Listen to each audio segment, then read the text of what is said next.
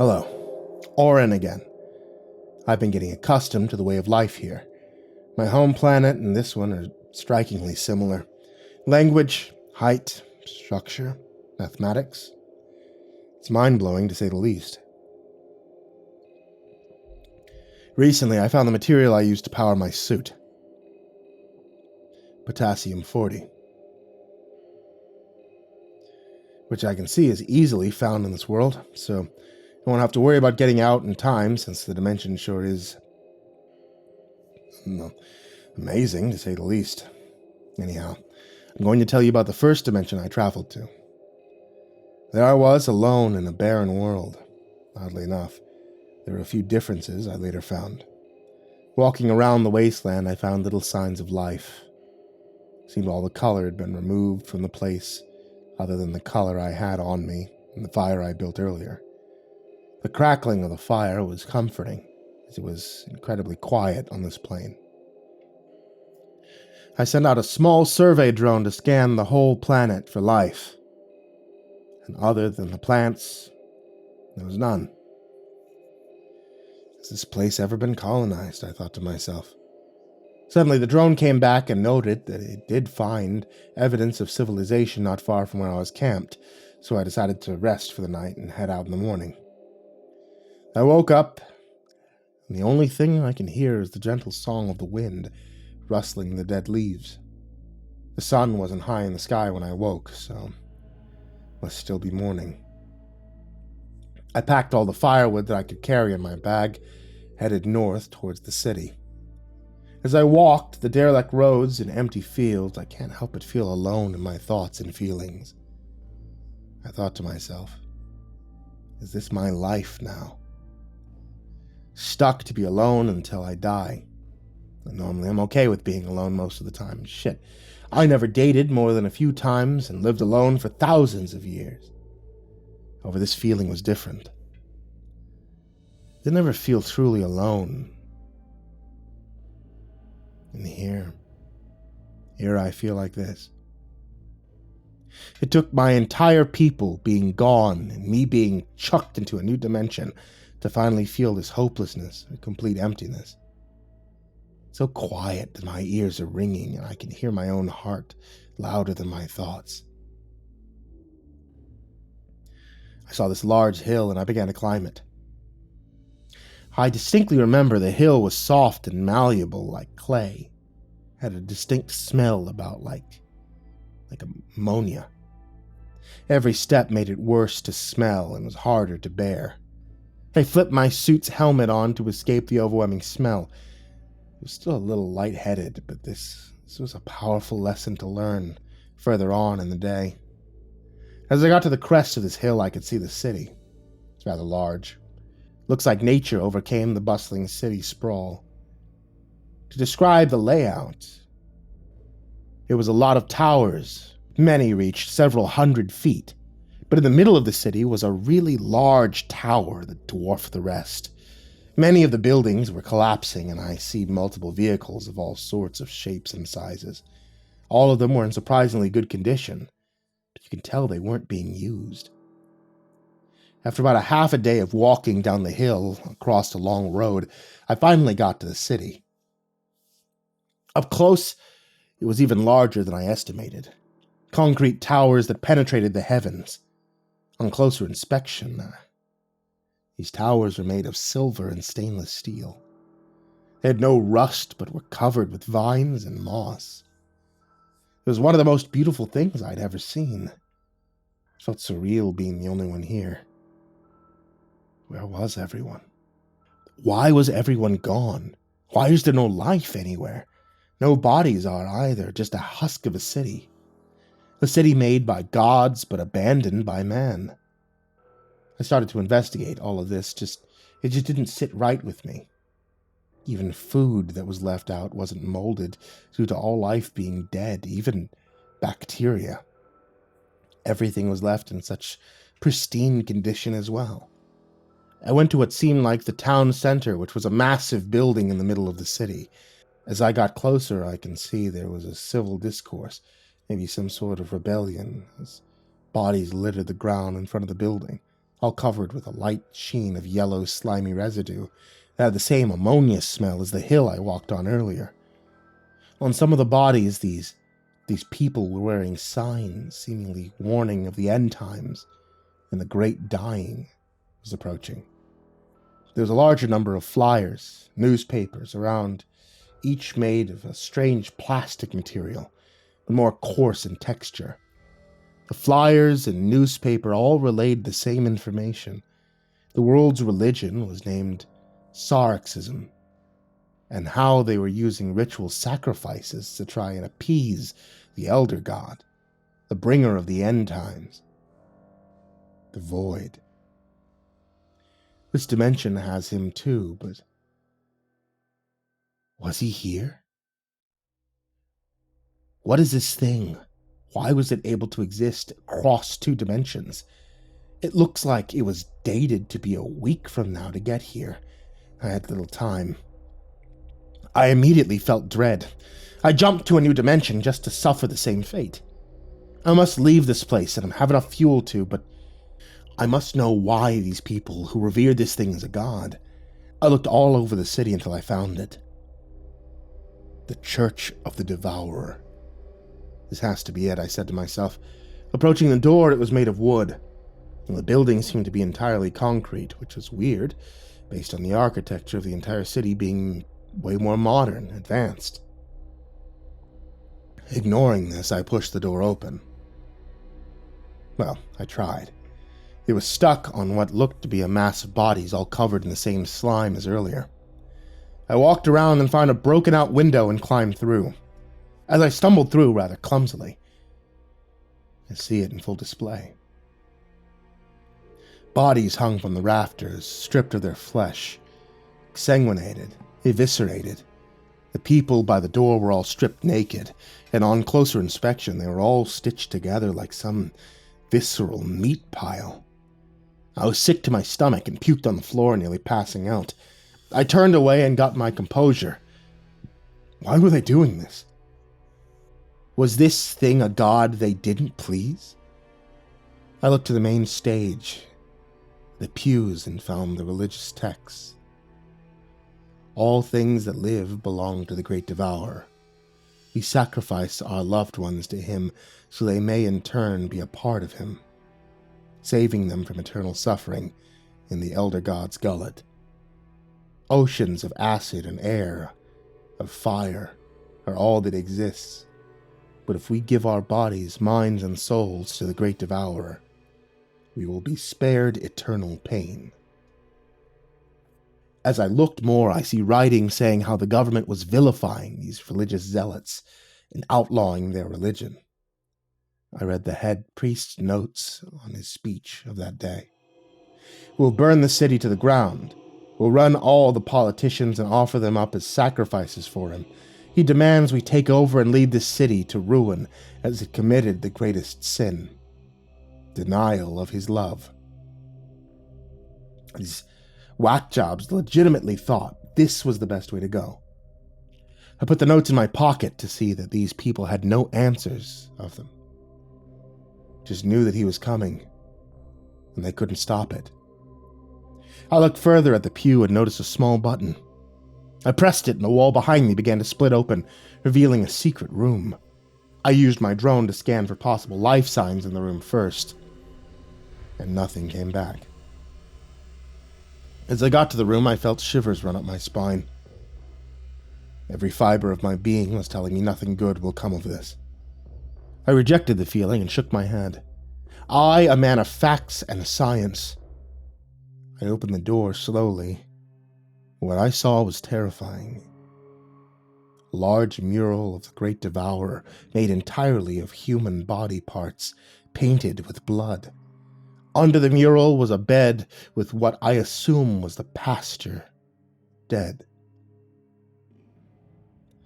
I found his journal. We were blessed today. Outside the town on the hill, the smell of death, we found our greatest weapon. A poison so strong, if we ventilated throughout the city, everyone would be able to be saved and embrace his love. Tonight my scribes have gotten plenty of the substance we need. Tomorrow we storm the capital and take all the leaders, bring them back here. I'll make a mural of their flesh. I'll destroy their bodies as the ultimate sacrifice for the Elder God. All of them will pay for not following. Women, men, and children. It matters not. All that matters is his love. After doing further research, I found this group killed them all with mustard gas. I wanted to find out more, so I looked around hoping to find any semblance of hope. A way to beat this thing. I looked through the nightstands, the dressers. I was checking the bed when next to it was a loose, flimsy floorboard. It was odd. I decided to pull it up. Inside the small hole in the floor was a book, explaining in detail all they knew of the beast. Turns out the priest didn't believe his teachings, and he was terrified. The praying seemed to make it stronger and faster, and an excerpt of the page goes as follows. It's been a full year, and I've yet to hear anything coming from it.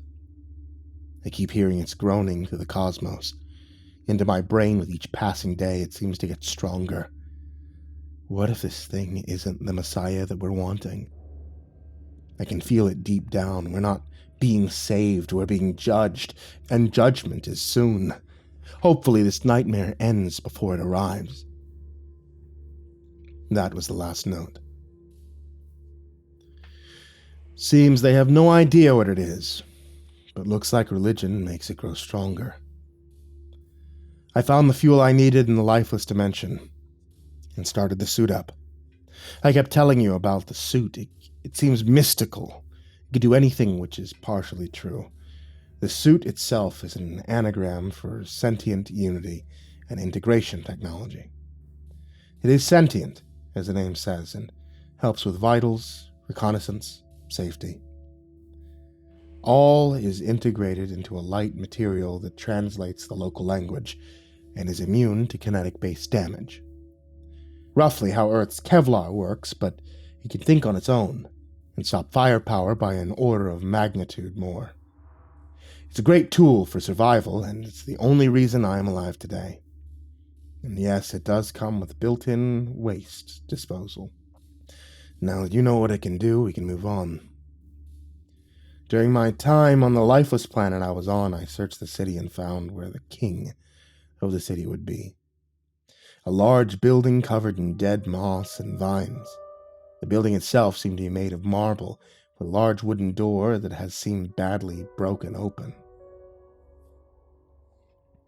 I stepped through the small hole that was made and saw a derelict fountain and bodies all around it. The fountain was filled with blood, and the air had a smell of rusty metal and stagnant water. These bodies were completely exsanguinated. They had tubes that ran from a small incision in their neck, roughly where the carotid artery would be, into the fountain. This must have been one of the sacrifices. I felt a general unease because as I looked more into this incident, the more evidence I found of ritualistic sacrifice. They're not only drained, but I could smell the ammonia on them. They were pumped full of chemicals to replace their blood. I couldn't be around them anymore, so I left to climb the golden-plated stairs and walk to the hallway of the king's quarters. His sight was horrific. In the hallway, I found more instances of sacrifice. What seemed to be armed guards were strung up by their Achilles tendon. They were dressed much like an animal. They had been completely degloved. No blood stained the floor, leading me to believe they were killed at another location. If this is what happened to just the guard, I can't imagine what happened to the king. I walked around the corner of the hall before opening the door to the king's quarters. I had to compose myself. This is the worst possible situation they could be in, and the worst for me. However, my thirst for knowledge and revenge drives me forward as I open the door. When the door swung open, the instant smell of sweet flowers, much like the honeysuckles you have on this planet, It was the momentary reprieve from all death and dismemberment that I had been seeing. It was nice.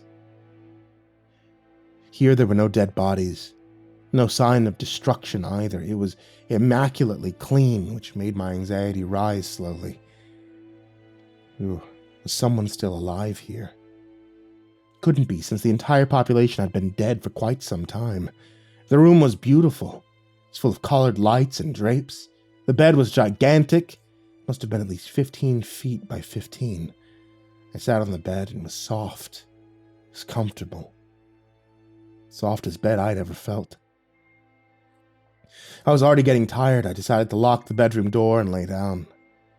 The suit told me there was still no life or movement detected, so I laid down with ease. Felt as if I was sleeping on a pillow made of clouds. I woke up in a state of shock as my suit's alarms were blaring, telling me that I'm in danger. I need to teleport out of here now. Now again, this is serious. The void is above. I looked up and saw the ceiling of the building being ripped open, and before I could teleport, I felt my body being lifted into the black abyss. I could hear the cries and wails of all people that it had swallowed, the pain of each of their stories all overlapping to reach me in my headspace. I could see the great empty by the hungering maw of the great destroyer, a never-ending void that seemed to suck the concept of hope right out of me. I felt helpless. Like I was infinitesimal compared to this thing. I felt overwhelming despair and fear as I flew into its gullet. And just as soon as I was in, it was just me floating in nothingness.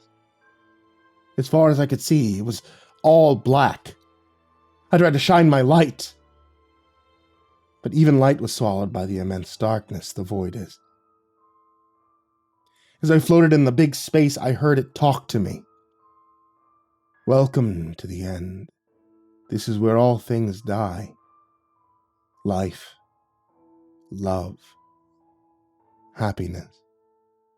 All are constructs of the mind, and all get swallowed by me. I thought to myself, how am I not dead?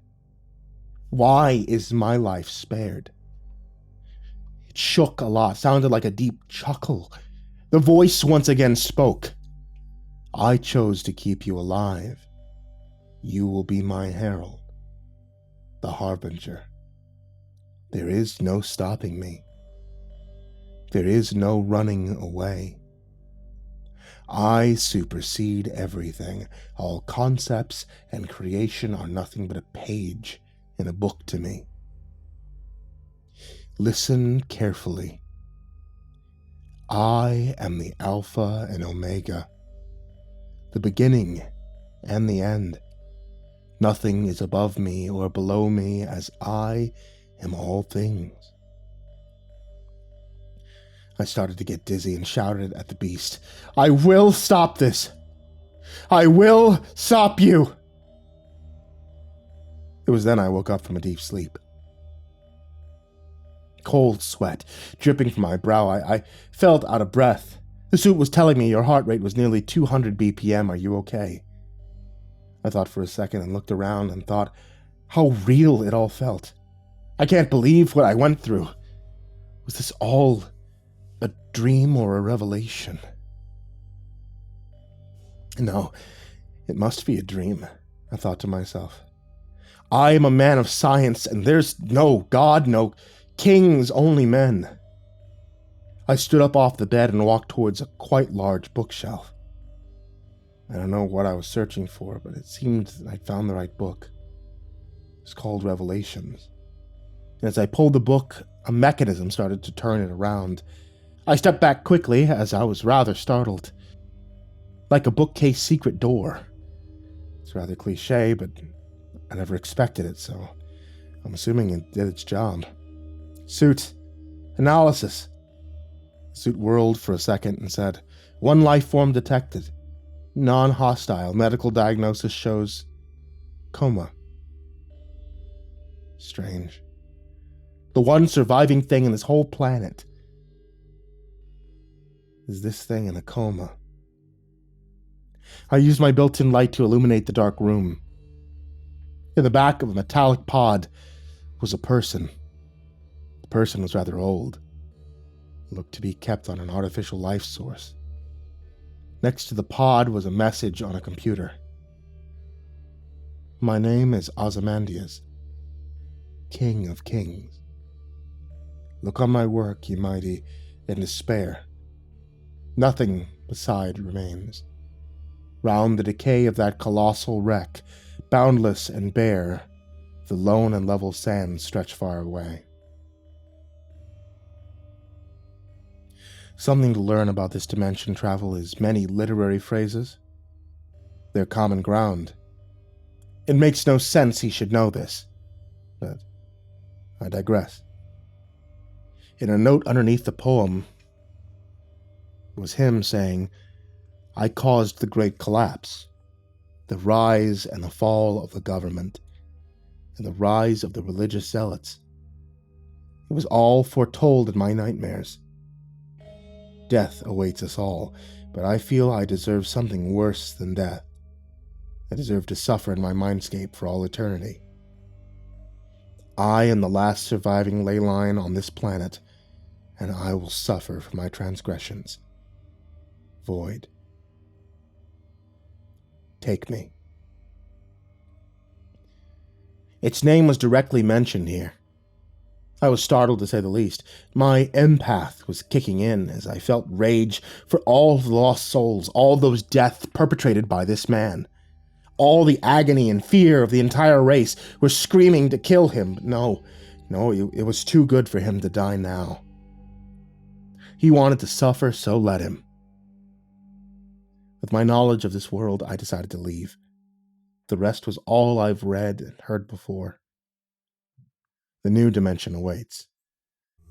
I look into the sky towards the void one last time and raise my hand and say, fuck you, as the suit transported me to another reality. This one was filled with life. The air was clean.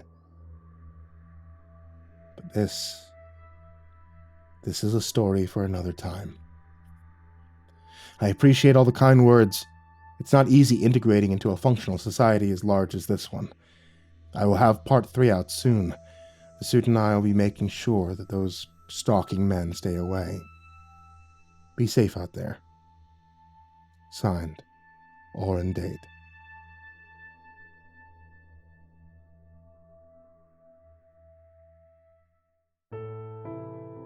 Hey there kids, it's me, MrCreepyPasta, and I want to tell you thanks so much for watching tonight's video or listening to tonight's episode of the podcast if you happen to be listening to this as a podcast, or as a YouTube, or however else you managed to have found this story for tonight.